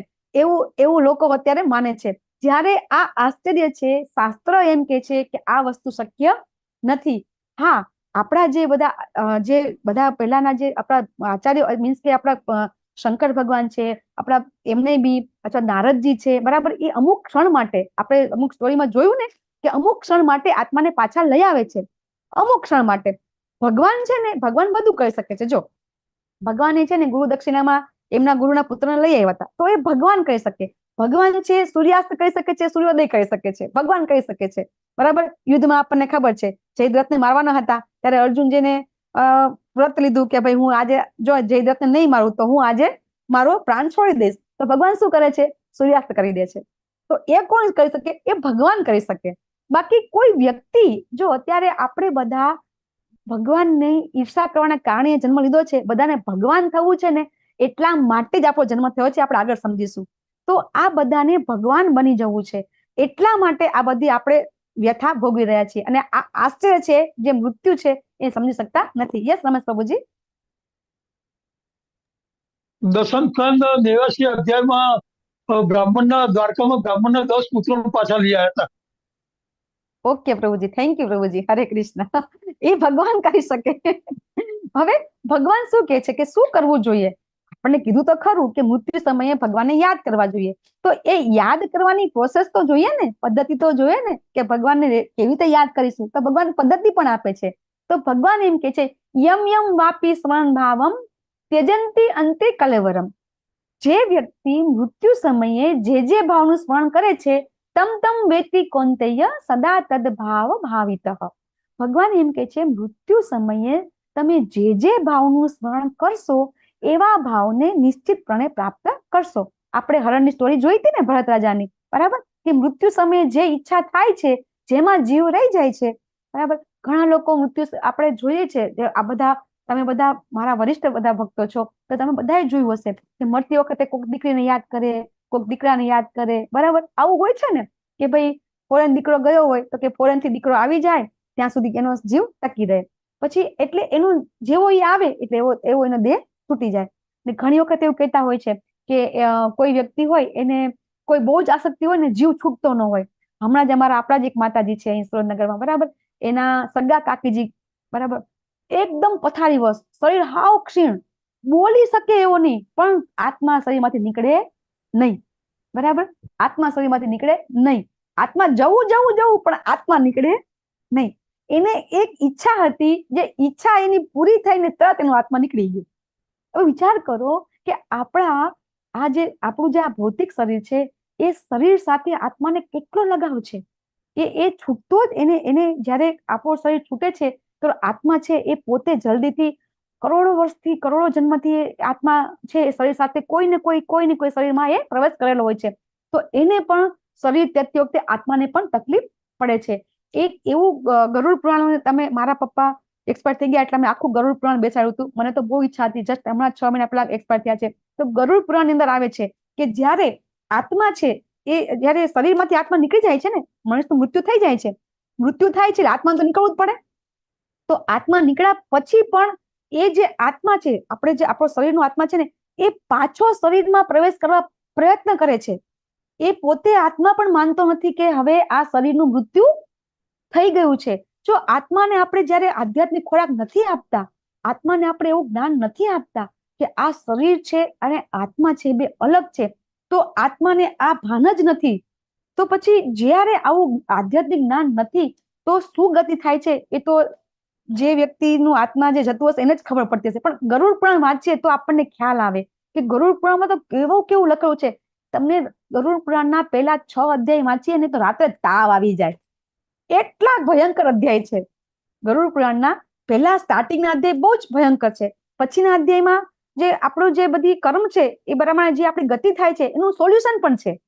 ગરુડ પુરાણ આપણે વાંચીએ તો સ્ટાર્ટિંગમાં આપણે જે કર્મ હોય છે એની ગતિ કેવી થાય છે કર્મ પ્રમાણે એ બતાવે છે, અને પછીના અધ્યાયની અંદર એ જે આપણી ગતિ થઈ છે અથવા તો આપણું મૃત્યુ થઈ ગયું છે તો આપણે કેવા કર્મ કર્યા છે, તો પછી આપણા જે સંતાનો છે બરાબર, એ સંતાનો આપણા વતી કોઈ કાર્ય કરે તો એ આત્માને પહોંચે છે. એ આપણે ગરુડ પુરાણની અંદર બધું આવે છે બરાબર. એટલા માટે આ બધું સમજવું બહુ જરૂરી છે કે જ્યારે આત્મા છે એ જ્યારે શરીરમાંથી નીકળે છે છતાં પણ એ આત્મા છે શરીરમાં પ્રવેશ કરવા પ્રયત્ન કરે છે. એટલે આપણા જે આપણી જે ધાર્મિક વિધિ ક્રિયા છે ને એની અંદર આપણે જે અગ્નિદાહ દઈએ છીએ ને એનું કારણ એક આ પણ છે કે આત્માને પછી એમ થાય છે કે હવે તો આ શરીર જ રહ્યું નથી બરાબર, તો હું એમાં ક્યાંથી ઘૂસીશ, મારી પાસે હવે કોઈ શરીર જ નથી, હવે મારે બીજા શરીરમાં જવું જ પડશે. આમ જોવા જઈએ તો આત્મા છે એ 12 દિવસ સુધી એ ત્યાં એ જ્યાં બી એનું મરણ થયું હોય ત્યાં એ રહે છે. એ વસ્તુ સાચી છે બરાબર. એવું પછી એનું આમાં ઘણી વખત કેવું હોય છે કે આ જે શરીર જે આપણું આત્મા છે એકદમ આધ્યાત્મ હોય, એનો જે એની પ્રકૃતિ છે એ પૂરેપૂરી જ્ઞાની હોય, આત્મા છે એકદમ જ્ઞાની હોય તો પછી એની મુક્તિ થઈ જાય, અથવા તો એવું ઇસી મોમેન્ટે જેવું મૃત્યુ થાય 1 સેકન્ડ એનું નવું શરીર મળી જાય. એ બધું છે ને આ જે શ્લોક જે સમજી જઈએ ને કે યમ યમ વાપી સ્મરણ ભાવ, એ તમારી મૃત્યુ વખતે કેવી તમારો ભાવ છે એ પ્રમાણે આપણી ગતિ થાય છે. એકદમ પરફેક્ટ છે, આ વસ્તુ જરાય ખોટી નથી. કોઈ એમ કહેતું હોય કે ના આ વસ્તુ ખોટી, તો આ વસ્તુ ભગવાન કહી રહ્યા છે. જેવો ભાવ હશે ને એવી ગતિ આપણી થશે. પછી આપણી મૃત્યુ થાય, પછી આપણે 12 દિવસ અહીંયા રહીએ, પછી આપણે વર્ષ રહીએ, પછી આપણે 15 વર્ષ રહીએ, આત્મા તરીકે ભૂત તરીકે ભટકે, એ બધી આપણે આગળ આવશે 9મા અધ્યાયમાં બરાબર. પિતૃલોકમાં પણ ગતિ થાય છે, દેવલોકમાં પણ ગતિ થાય છે, ભૂતિયા લોક પણ છે ત્યાં પણ આપણી ગતિ થાય છે. એટલા માટે આ શ્લોક જો સમજી જઈએ તો ચોક્કસથી આપણી ગતિ આપણે કેવું કે ક્યાં થશે એ આપણે સમજી શકીશું. આ આપણે સમજી ગયા, આ સ્ટોરી આપણે લઈ લીધી ભરત રાજાની બરાબર. હવે એક અજામિલની વાર્તા આપણે લઈ લઈએ, જો કોઈને ખબર હોય તો અજામિલની વાર્તા કેવી હોય તો. હરે કૃષ્ણ. સાંભળી દે. યસ, અજામિલની વાર્તા કેવી છે કોઈને? હા માતાજી, બહુ લાંબી છે સ્ટોરી, પણ એ જંગલમાં હોય છે ત્યારે શોર્ટમાં જ કહી દો. હા હા માતા પ્રભુજી. હા. એક વેશ્યાને એક બીજા પુરુષ સાથે જુએ છે, તે કઈ અવાજ આવે છે એટલે એને એમ થાય કે જોવામાં ક્યાં પાપ છે, તો જુએ છે. પછી એને મોહ થાય છે એ સ્ત્રી માટે કે હું આને મારી પત્ની કરીને રાખીશ, કેમ કે જે પુરુષ સાથે છે એ તો કઈ બરોબર નથી, હું તો બહુ વ્યવસ્થિત માણસ છું ને. એટલે એ વેશ્યાને ઘરે લઈ જાય. ઘરે લઈ ગયા પછી ઘરના માણસો બધા વિરોધ કરે છે ને ઘરના માણસો મા બાપને બધા ઘર છોડી દે છે, એની પત્ની પણ છોડી દે છે. હવે પેલી વેશ્યા એને કહે છે હું નોનવેજ ને એવું ખાઉં છું, મારી બધી ખૂબ ખરાબ ટેવો છે, તો કે બધી ટેવ તારી પૂરી પાડીશ પણ તું મારી સાથે રહે. અને એના થકી એને 10 બાળકો થાય છે, એમાં છેલ્લો બાળક જે હોય છે એનું ભગવાનનું નામ રાખ્યું હોય છે એને, કે જેથી કરીને એને બોલાવે તો એનું નામ ભગવાનનું એના મોઢામાં આવે ને આવે. એટલે એ રીતે એનું મૃત્યુ વખતે એ એના નાના દીકરાને યાદ કરે છે. એટલે પછી એ વખતે યમદૂત આવે છે તે મૂંઝવણમાં પડી જાય કે આને લઈ જવો કે ના લઈ જવો, એવી પરિસ્થિતિ. આ સ્ટોરી છે એમની. યસ પ્રભુજી. જો આપણે આગળ ત્રીજા અધ્યાયમાં શીખી ગયા, ધ્યાયંતો વિષયાન પુંસ સંગસ્તે સુપજાયતે સંઘાત સંજાયતે કામ. આટલે સુધી પહોંચી ગયા. અજામિલને શું થયું કે પેલા એને જોયું બરાબર, એ બ્રાહ્મણ દીકરો હતો, પેલા ભગવાનની ભક્તિ કરતો હતો, પણ જ્યારે આવું જોવે છે તો એ ચિંતન કરે છે. એ ચિંતન વિચાર કરવા માંડે છે ને એ વ્યક્તિના, એટલે પછી એ વ્યક્તિને ઘરે લઈ આવે છે. અને ઘરે લઈ આવે છે અને પછી એટલે એના બધા પત્ની ને માતા પિતા બધા એને છોડીને જતા રહે છે. અને પછી એ પેલી જે વેશ્યા હતી એના થકી એને 10 પુત્ર થાય છે. અને પછી જે છેલ્લો પુત્ર થાય છે એનું નામ નારાયણ રાખે છે, કારણ કે એ વખતે એને આગળ જે ભક્તિ કરેલી હતી એટલે એના ગુરુ છે એ ગુરુ એના શિષ્યોને મોકલે છે અને એ શિષ્યો આવે છે અને કહે છે કે તું આનું નામ નારાયણ રાખ, અને નારાયણ નામ રાખે છે. અને પછી એનું મૃત્યુ વખતે નારાયણ નારાયણ બોલા. જો જે વ્યક્તિનું મૃત્યુ થતું હશે ને એ કહે છે કે જ્યારે જીવ આધ્યાત્મ નથી હોતો ને અને ભૌતિક હોય છે ને જીવ, એનો આત્માનો સ્વભાવ, એને આપણે આધ્યાત્મ ખોરાક નથી આપેલો, ભગવાનની ભક્તિ નથી આપી, ત્યારે જ્યારે આત્મા છૂટે છે શરીરમાંથી, બહાર પ્રાણ નીકળે છે, એ વખતે એને બહુ તકલીફ પડે છે. યમદૂતો લેવા આવે ને એટલે આપણે ગભરાઈ જઈએ છીએ. અને હા, અને યમદૂતો એટલા માટે એટલા બધા ડરામણા હોય છે કે ઘણા વ્યક્તિના મોઢામાંથી ફીણ નીકળી જાય છે, બરાબર, મળમૂત્રનો ત્યાગ થઈ જાય છે. કોઈ વ્યક્તિ ઘણી વખત હાથ પકડી રાખે, ફીટ, જેને કોઈ એની બાજુમાં બેઠું હોય ને એને એકદમ આમ કડક હાથ પકડી રાખે, કારણ કે એને બીક લાગતી હોય છે, ખૂબ ખૂબ ધ્રુજારી આવે છે, અને પછી પ્રાણ છૂટતા હોય છે. એટલા માટે જ્યારે આ યમદૂતો આવે છે ને તો ખરેખર બહુ જ ડરામણા હોય છે. તો એ યમદૂતો લેવા આવે છે. પણ હવે ઓલો નારાયણ બોલે છે એટલે વિષ્ણુદૂત આવી જાય છે. તો વિષ્ણુદૂત આવે એટલે યમદૂતોને પાછું જવું પડે છે, બરાબર. અને પછી યમદૂતો છે એ યમરાજાને કહે છે કે આવું કેવું, એમ કે અમે ગયા અને અમે પાછું આવવું પડ્યું. ત્યારે એ આખી સ્ટોરી બહુ લાંબી છે, યમરાજા બધું સમજાવે છે. અને પછી વિષ્ણુદૂતો આવે છે એટલા માટે યમદૂતો જતા રહે છે. હવે વિષ્ણુદૂતો એને લઈ નથી જતા, કારણ કે વિષ્ણુદૂતો નારાયણનું નામ લે છે એટલે આવે છે. જો મેં આગલી સ્ટોરીમાં તમને કીધી હતી ને, આને કનેક્ટ કરો તમે, કે પેલા પ્રકાશ પ્રભુને ભગવાનનું નામ લે છે એટલે વિષ્ણુદૂત આવે છે ખરા, પણ લઈ નથી જતા, કારણ કે હજી એને જો એવા કર્મ ન કરે ત્યાં સુધી એને ભગવાન ધામમાં લઈ જવાય નહીં. એટલે અજામિલ જયારે યમદૂતો અને વિષ્ણુદૂતોની જે વચ્ચે વાર્તાલાપ થતો હોય છે ને, એ અજામિલ પોતે પણ સાંભળે છે. જેવી રીતે પ્રકાશ પ્રભુજીએ સાંભળ્યું હતું એવી રીતે અજામિલ છે એ પણ સાંભળે છે. અને પછી વિષ્ણુદૂતો એને અહીંયા જ મૂકી જાય છે કે જ્યાં સુધી તું ભક્તિ કરીશ નહીં ત્યાં સુધી ભગવાન ધામમાં જઈ શકીશ નહીં. સેમ પ્રકાશ પ્રભુજીને એવું થયું હતું કે એમને ભગવાનના દૂતો આવ્યા પણ લઈ ગયા નહીં. એટલે પછી એમને ભક્તિ કરી, સેમ અજામિલે પછી ભગવાનની ભક્તિ કરી, અને પછી આ જે આપણે ચિત્ર જોઈ રહ્યા છીએ એવી રીતે ભગવાનના દૂતો એમને લેવા માટે આવે છે. તો આ વસ્તુ શક્ય છે, બરાબર. એટલા માટે શું કરવું જોઈએ? તો ભગવાન શું કહે છે?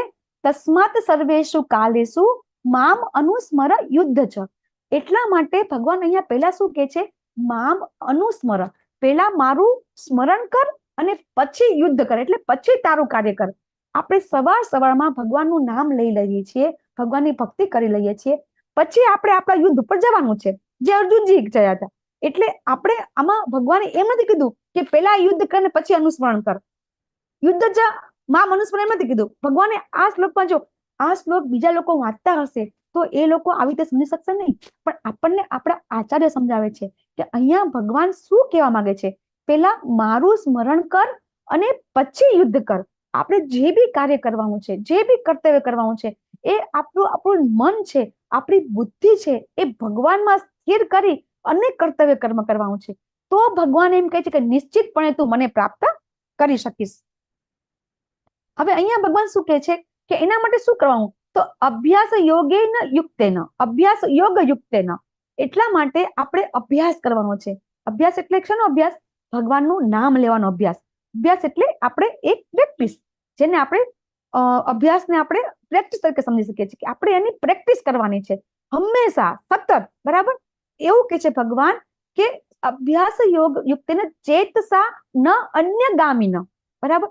ન અનન્ય ભાવે કોઈ બીજાની ભક્તિ ભગવાન કરવાનું કહેતા નથી. મારામાં મારું સ્મરણ કર. આ કોણ બોલે છે?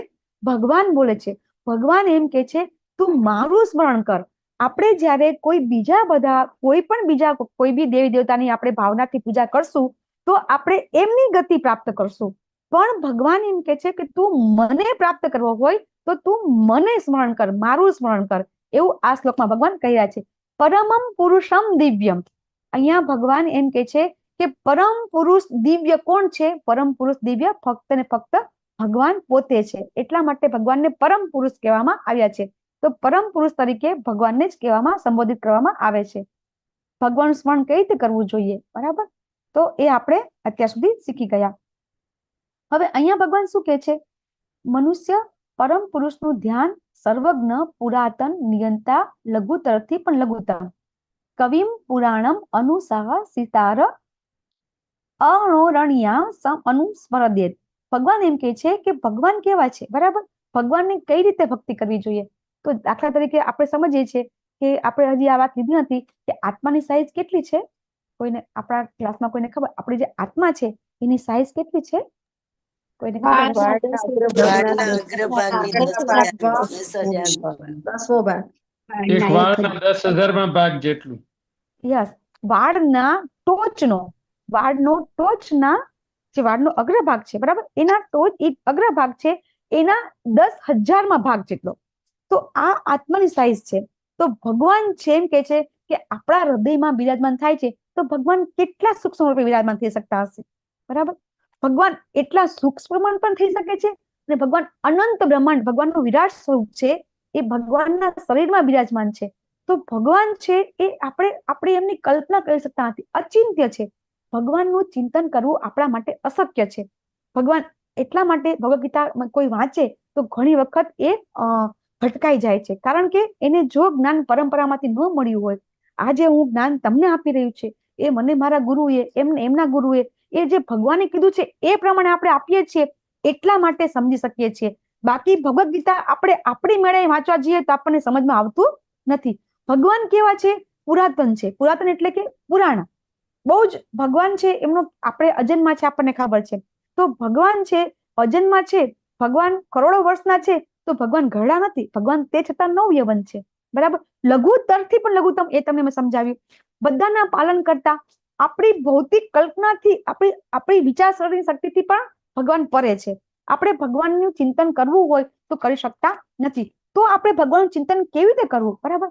જો આપણને ભગવાન આગળ એવું સમજાવ્યું કે તું મારું સ્મરણ કર અને યુદ્ધ કર, બરાબર. તો ભગવાનનું સ્મરણ કરવું આટલું અઘરું છે, ભગવાનનું સ્મરણ કરવું તો ખૂબ અઘરું છે. કઈ રીતે આપણે ભગવાનનું સ્મરણ કરી શકીએ?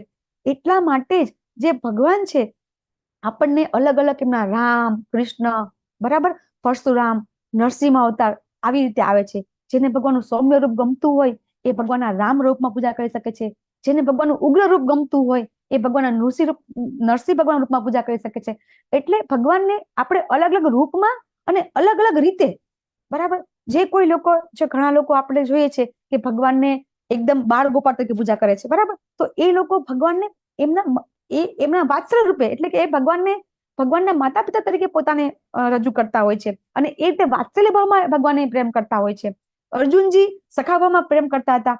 એવી રીતે આપણે ભગવાનને આપણે જે ભાવે ભગવાનની આપણે પૂજા કરશું, ભગવાન એ ભાવમાં આપણને ચોક્કસ દર્શન આપશે. તમે જે ભાવમાં ભગવાનની ભક્તિ કરશો, ભગવાન એ ભાવમાં ભગવાન તમને દર્શન દેશે. એટલા માટે ભગવાન છે ને દરેક વ્યક્તિનું, એટલા માટે આપણે બધા કહેતા હોય કે ભગવાન કેમ અલગ અલગ રૂપ લે છે, તો દરેક વ્યક્તિની મનોદશા, એનું ચિંતન, એની વિચારસરણી બધાની અલગ અલગ હોય છે. તો એટલા માટે ભગવાન છે એ અલગ અલગ રૂપમાં, અલગ અલગ રસમાં ભગવાન પોતાને વ્યક્ત કરે છે, બરાબર. ભગવાન દિવ્ય છે. પછી ભગવાન કેવા છે? ભગવાન શું કે છે? હે પુત્ર અર્જુન, જે મનુષ્ય અનન્ય ભાવે, અનન્ય ચેતાહ સતતમ યો મામ સ્મરતિ નિત્ય સહ, નિરંતર અનન્ય ભાવે, જેવી રીતે મીરાબાઈ અને નરસિંહ મહેતા, જે બધા ભક્તોએ ભગવાનને જેને બી પ્રાપ્ત કર્યા છે, એ બધા ભક્તોએ ફક્ત ને ફક્ત ભગવાનનું જ સ્મરણ કરેલું છે. એવું નહીં કે પેલા આમનું પછી આમનું.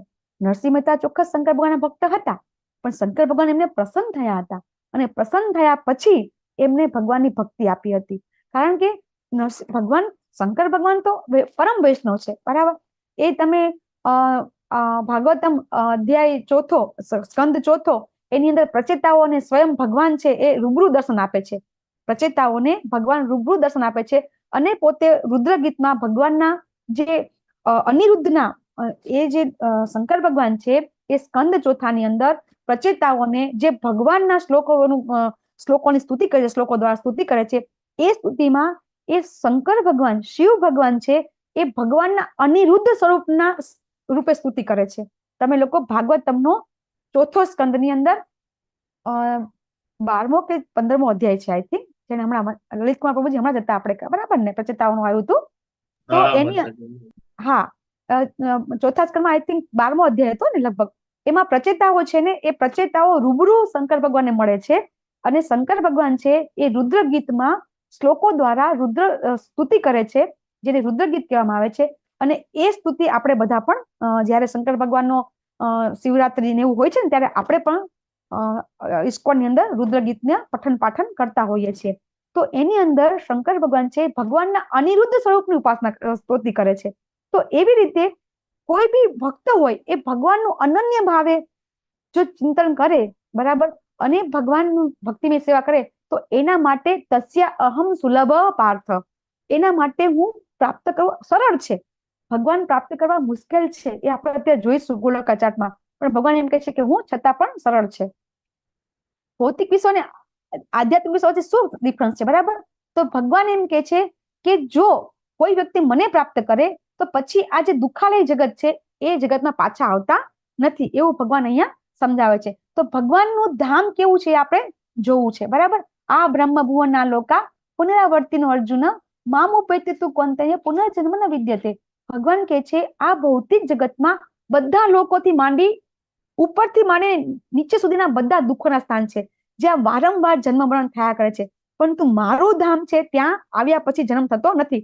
તો આ ઉચ્ચ નિમ્ન લોક શું છે એ આપણે જોઈશું, કે ઉચ્ચતર લોક એટલે શું, નિમ્નતર લોક એટલે શું, એ આપણે અહીંયા જોઈશું. કે જ્યાં વારંવાર બ્રહ્માનો દિવસ થાય છે એટલે બધા જીવો પ્રગટ થાય છે, બ્રહ્માની રાત થાય એટલે બધા નાશ પામે છે. એ પણ આપણે અત્યારે હવે આ ગોલોકાચાર્ટમાં શીખીશું. તો હવે ભગવાનનું ધામ આપણે સમજવું હોય તો આપણે આ ગોલોકાચાર્ટ શીખીશું. જો થોડુંક અઘરું છે સમજવું, પણ હું મારી રીતે સમજવાની કોશિશ કરીશ. જો આ જમણી બાજુ જે ગુલાબી કલરનું ચક્ર દેખાય છે ને, ગુલાબી પાંદડી વાળું દેખાય છે? હા માતાજી દેખાય છે. હા, જો અમારી પાસે બ્રહ્મ સંહિતા છે, દેખાય છે? આ બ્રહ્મ સંહિતાનો ઉપર પહેલો શ્લોક લખેલો છે, બ્રહ્મ સંહિતાનો પહેલો શ્લોક લખેલો છે. એમાં લખેલું છે ગોલોક નામની નિજ ધામની તલે ચ તસ્ય.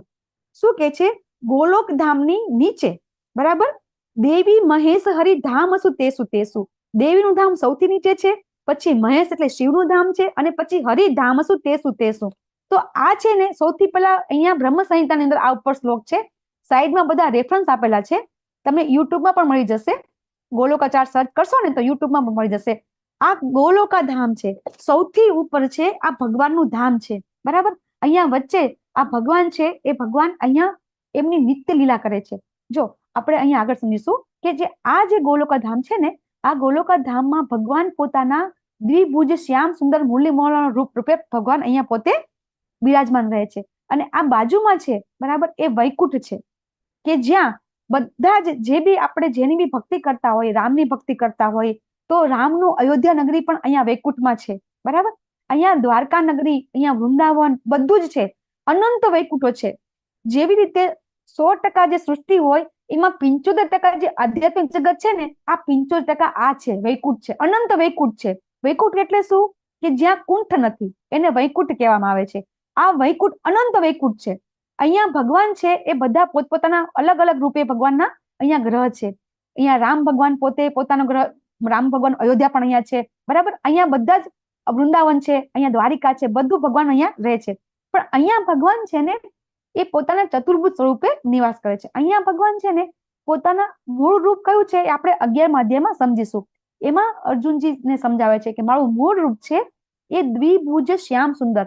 ભગવાનનું મૂળ રૂપ છે એ દ્વિભુજ શ્યામ સુંદર મુરલી મનોરૂપ છે. ભગવાન હાથમાં મુરલી છે, ભગવાન હાથમાં કોઈ શસ્ત્ર નથી. આ ભગવાનનું રૂપ છે અને આ ભગવાનની ઓફિસ છે. શા માટે ભગવાનની ઓફિસ બનાવી?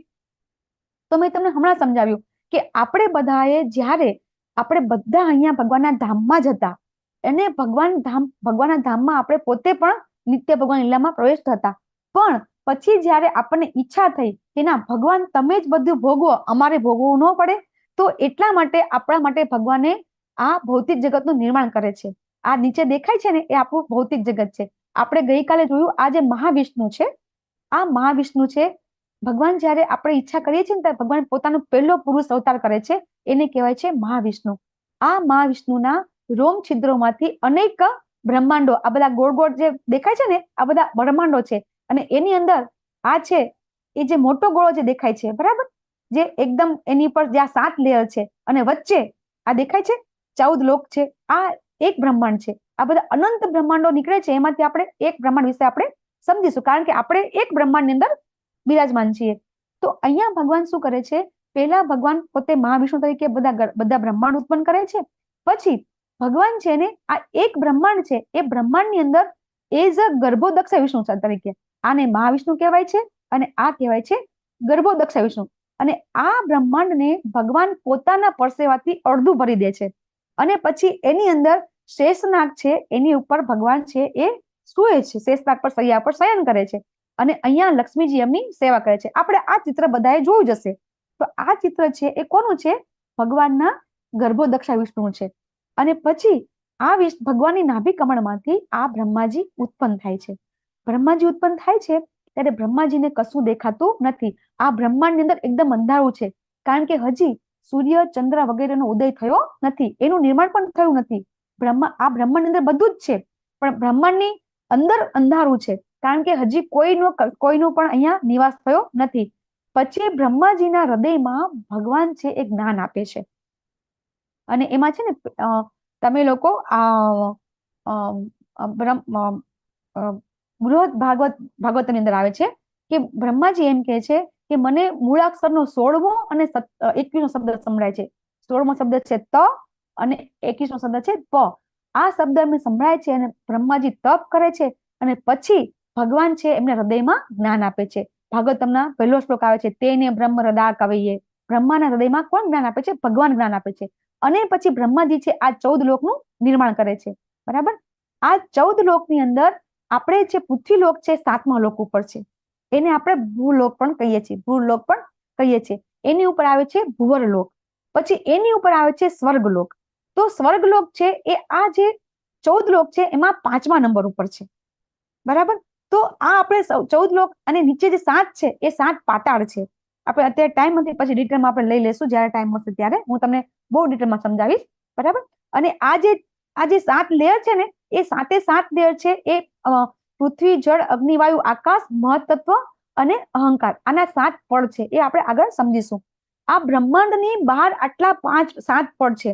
જ્યારે આ જીવ છે એ જીવને અહીંથી આ 14 લોકની બહાર, પેલા તો આપણું ભૂલોક છે, એ ભૂલોકની બહાર જવું હોય તો પછી આ બ્રહ્માંડની બહાર જવું પડે. આ બ્રહ્માંડની બહાર પણ 7 લેયર છે. એ 7 લેયર પાર કરે તો અહીંયા આ શિવ અને શક્તિ છે. આપણો જીવને કેવી રીતે ગર્ભાવિત થાય છે એ તમને સમજાવું કે બ્રહ્માજીએ આ સૃષ્ટિ બનાવી નાખી. બરાબર છે. બધું 14 ચોખ્ખું નિર્માણ કરી નાખ્યું. હવે પ્રકૃતિ તો બની નથી, ત્યારે કેવી રીતે બનાવે છે? તો આ મહાવિષ્ણુ છે આ રમાદેવી પર દ્રષ્ટિપાત કરે છે. અને જો અહીંયા છે ને સદાશિવ લોક છે ઉપર, આ છે એ બ્રહ્મ જ્યોતિની ઉપર સદાશિવ લોક છે. અને આ જે જગત છે ને એ ભૌતિક જગત છે, ઉપર છે આધ્યાત્મિક જગત છે. સદાશિવ પણ જુદા છે, અને અહીંયા જે શિવ છે શંકર એ પણ અલગ છે. અહીંયા શંકર ભગવાનની કાલ શક્તિ, મેં તમને ભાગવતમાં સમજાવ્યું હતું કે જ્યારે કોઈ વસ્તુની જરૂર કરવું હોય ને તો સમયની જરૂર પડે. આપણે કંઈ બી કાર્ય કરીએ તો એ કાર્યનો સમય હોય ને, કે સમય સાક્ષી છે. દરેક વસ્તુને આપણે કહીએ સમય સાક્ષી છે. બરાબર. તો સમય એ સમય પણ છે અને કાળ પણ છે. સમયને કાળ પણ તરીકે ઓળખી શકાય છે. ઘણાને મૃત્યુ થાય તો એમ કહે છે કે હા એનો સમય જેવો હતો ને, એ કાળ એને ભરખી ગયો, એમ પણ કહેતા હોઈએ છીએ.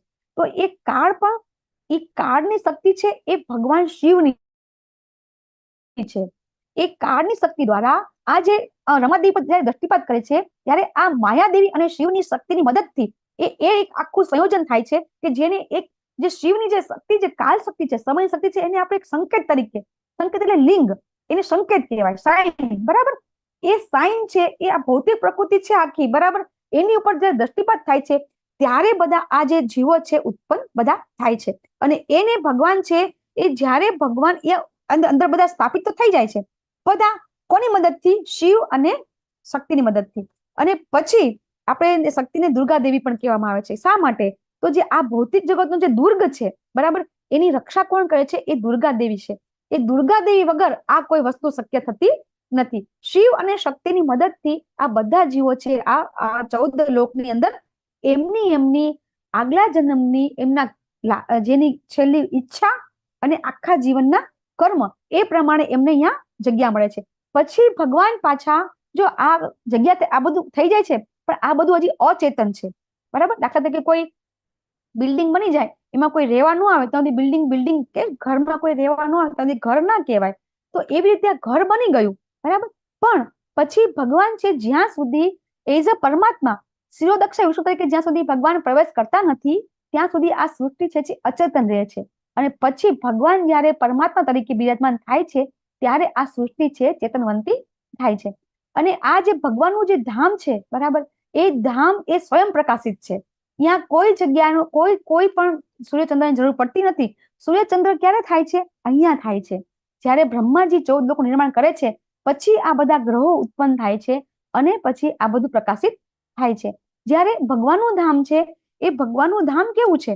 ભગવાનનું ધામ ભગવાન એમ કે છે, આ બ્રહ્મ સંહિતાની અંદર જ શ્લોક આવેલો છે, ચિંતામણી પ્રકર સદ્મસુ કલ્પ વૃક્ષ. અહીંયા ચિંતામણી કરીને એક મણી પથ્થર છે, ચિંતામણી નામનો પથ્થર છે કે જે પારસમણી આપણે નામ સાંભળ્યું છે. એ પારસમણી કરતા અનેક ગણું પ્રભાવિત છે અને એના પથ્થરોથી આખું આ જે ગોલોકા ધામ છે એ એના પથ્થરથી એ બનેલું છે કે એના દ્વારા એના કરતા બી વધારે એકદમ જગજગાટ કરેલું છે એવું અહીંયા છે. ચિંતામણી અર્થ છે ચિન્મય રત્ન, કે જેવી રીતે ભૌતિક જગત છે એ 5 તત્વોથી બને છે એવી રીતે જે આધ્યાત્મિક જગત છે એ ચિંતામણી રત્ન દ્વારા બનાવેલું આવ્યું છે. ચિંતામણી પ્રકર સદ્મસુ કલ્પ વૃક્ષ લક્ષાવૃતેસુ સુરભીરપી પાલયંતમ. એટલે ત્યાં છે ને ગોલોકધામની અંદર સુરભી નામની ગાયો છે, બરાબર, કે જે સુરભી ગાય છે એ અહીંયા આપણે જે દૂધ આપે છે, બરાબર, એવું દૂધ આપે છે. પણ એ કેવું દૂધ આપે છે? બરાબર, પ્રેમ રૂપી, ભગવાનનું પ્રેમ પ્રાપ્ત થાય એવું દૂધ આપે છે. પછી અહીંયા કલ્પ વૃક્ષ એવું કે છે, બરાબર, ચિંતામણી પ્રકર સદ્મસુ કલ્પ વૃક્ષ. તો એ કલ્પ વૃક્ષ કેવું છે? આપણે એવું સાંભળ્યું છે કે એ કલ્પ વૃક્ષ નીચે આપણે બેસીએ તો આપણે બધી ઈચ્છાઓ પૂરી થાય. પણ અહીંયા કલ્પ વૃક્ષ કેવું છે કે એ કલ્પ વૃક્ષ છે એ ધર્મ, અર્થ, કામ અને મોક્ષના ફળ પધારવાનો છે અને ભગવાનનું પ્રેમ અગણિત રૂપે ફળ પ્રાપ્ત કરવાવાળું એવું કલ્પ વૃક્ષ છે. એવી કામધેનુ ગાય છે. આ ભગવાનનું ગોલોકા ધામ એવું છે કે જ્યાં જેવી રીતે ભગવાન શ્યામ સુંદર રૂપે બિરાજમાન છે ને એવી રીતે આધ્યાત્મિક જગતની અંદર આપણું અત્યારે દેહ ગમે તે સ્થિતિમાં છૂટે, કોઈનું 50ની ઉંમરે, કોઈનું 45ની ઉંમરે, કોઈનું 70ની ઉંમરે, કોઈનું 80ની ઉંમરે શરીર છૂટે. પણ શરીર છૂટતી વખતે જેવી રીતે ભીષ્મ પિતામહ કેટલા બધા વર્ષના હતા છૂટી ગયું શરીર, પરંતુ જ્યારે ભગવાનના ધામમાં જાય છે ત્યારે નવયૌવન થઈ જાય છે. કારણ કે આગળ સમજીશું આપણે કે ભગવાનના ધામમાં સમય નથી, એટલે અહીંયા જન્મ પણ નથી અને ત્યાં મૃત્યુ પણ નથી. ભગવાનના ધામમાં દરેક વ્યક્તિને સંપૂર્ણ આનંદ છે, ફક્ત ને ફક્ત આનંદ જ છે. કારણ કે આત્મા છે એ સત્યચિત આનંદ છે. જેવી રીતે ભગવાન સત્યચિત આનંદ છે એવી રીતે આત્મા પણ સત્યચિત અને આનંદ છે. એટલા માટે ભગવાન અહીંયા આપણને એમના ધામનું વર્ણન કરે છે કે મારું ધામ કેવું છે. એવું આપણને આ ભગવાનનું ધામ આપણે સમજ્યા. આપણે અહીંયા ગતિ કરવાની છે. ક્યાંથી કરવાની છે? પેલા આ બ્રહ્માંડ આવે છે, આવા અનેક બ્રહ્માંડ છે, પછી આ બ્રહ્મજ્યોતિ આવે છે, પછી અનેક વૈકુંઠ આવે છે અને વૈકુંઠની ઉપર આ ગોલોક ધામ છે, બરાબર. તો આવી રીતે આ ગોલોક ધામ છે. હજી હું તમને હમણાં આગળ બતાવું, બરાબર. તો હવે આ મુકુંદમાલા સ્ત્રોતમાં રાજા કુલશેખર શું કે છે? એ એવું કે છે કે હે ભગવાન, હે કૃષ્ણ, મારા મનરૂપી રાજહંસને આપના ચરણરૂપી કમળની દાંડીની ઝાડમાં અત્યારે જ પ્રવેશવા દો. મૃત્યુ સમયે મારો કંઠ જ્યારે વાત પિત્ત તથા કંઠ રૂંધાઈ ગયો હશે ત્યારે મારા માટે આપનું સ્મરણ કરવાનું કેવી રીતે શક્ય બનશે? આપણે અત્યારે ઘણાને આવું સાંભળ્યા છે. હે ભગવાન, તું અમને હાજા હાવરા લઈ લેજો, હો, તારા ધામમાં હાજા હાવરા લઈ લેજે. એવું ન કરતો કે જયારે પથારીમાં વસ થઈ ગઈ પછી કોઈની સેવા કરવી પડે. આપણે એવી ઈચ્છા હોય છે કોઈની સેવા ન કરવી પડે. અહીંયા રાજા કુલશેખર શું કે છે કે એટલા માટે એમ કે છે કે તું મને અત્યારે લઈ લે કે જ્યારે મારું મૃત્યુ થાય તો એ વખતે જ્યારે મારો કંઠ છે એ આપણે જ્યારે મૃત્યુ સમયે આપણો કંઠ છે કેવું બોલી શકાતું નથી આપણાથી, તો એમ કે છે કે જો મારો કંઠ છે એ વાત પીતી જ્યારે આપણે બોલી નહીં શકીએ તો હું તમારી સ્તુતિ કેવી રીતે કરી શકીશ, બરાબર. એટલા માટે ભગવાન મુકુંદમાલા સ્તોત્રની અંદર રાજા કુલશેખર છે એવી પ્રાર્થના કરી રહ્યા છે કે હે ભગવાન, તમે છે મને અત્યારે જ લઈ લો. પણ આવું આપણે કહીએ ભગવાનને તો આપણું ભગવાન આવું સાંભળતા નથી. તો હવે આપણને શું ખાતરી છે કે આ વિશ્વ દુઃખાલય છે કે સુખાલય, બરાબર. તો ભગવાન છેલ્લે કે છે કે વેદેશુ યજ્ઞેશુ તપસ્સુ ચૈવ દાનેશુ યત પુણ્ય ફલમ પ્રદિષ્ટમ. ભગવાન એમ કે છે જે મનુષ્ય ભક્તિમય સેવાનો માર્ગનો સ્વીકાર કરે છે તે વેદ અધ્યયન, જો ગમે એટલા શાસ્ત્રોનું અધ્યયન આપણે કરેલું હશે, બરાબર, એ વેદ અધ્યયન, તપ, યજ્ઞ, દાન કરવાથી અથવા તો સકામ કર્મ, નિષ્કામ કર્મ કરવાથી પ્રાપ્ત થનારા ફળથી વંચિત રહેતો નથી. આપણે જે બી આપણા આગળ શીખી ગયા કે ભક્તિ યોગ છે એ બીજા બધા યોગથી આખી સીધી છે. તો ભક્તિ યોગી હશે ને એને બધું જ મળી જશે.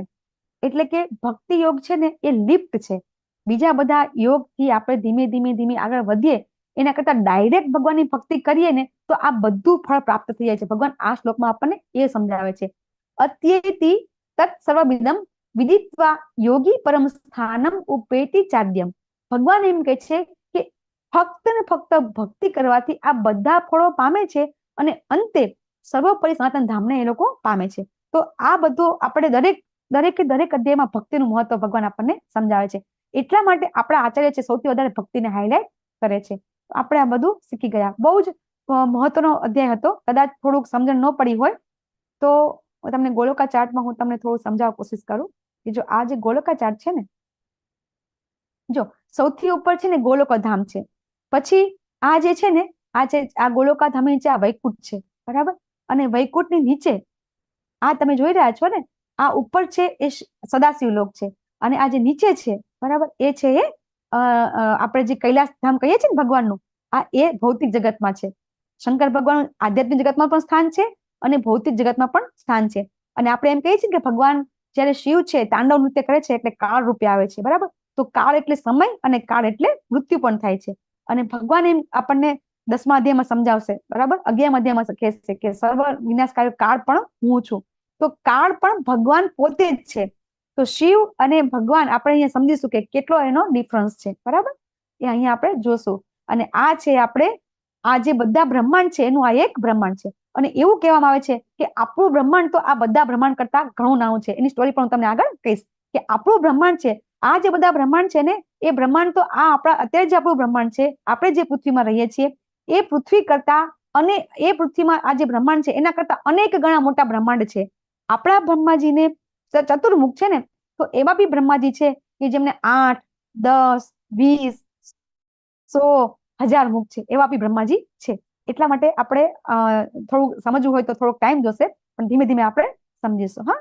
હા, પાંચા કલ્પતરુભ્યશ્ચ કૃપા સિંધુભ્યશ્ચ પતિતાનાં પાવનેભ્યો વૈષ્ણવેભ્યો નમો નમઃ. અનંત કોટિ વૈષ્ણવ વૃંદ કી જય. શિલા પ્રભુપાદ કી જય. શ્રીમદ ભગવદ ગીતા કી જય. હરે કૃષ્ણ કૃષ્ણ કૃષ્ણ હરે હરે, હરે રામ રામ રામ